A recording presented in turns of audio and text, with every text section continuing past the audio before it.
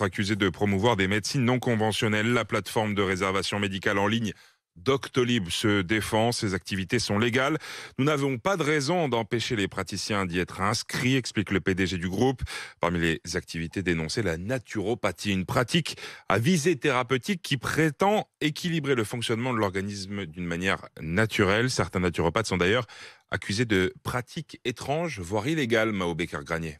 Des attouchements sexuels pour soigner des enfants ou des régimes alimentaires pour se remettre d'un cancer, les médecins dénoncent les pratiques de certains naturopathes et regrettent plus généralement que ces praticiens aient leur place sur Doctolib. Jérôme Marty est président de l'Union française pour une médecine libre. Il va falloir nettoyer cela de façon à ce que ces professions ne soient pas en quelque sorte adoubées par ce suffixe docto qui veut dire docteur. Ce ne sont pas des docteurs, ce ne sont pas des médecins, ce sont des charlatans. Depuis le début de la polémique, Doctolib a déjà supprimé 17 profils de naturopathes suspectés de pratiques dangereuses.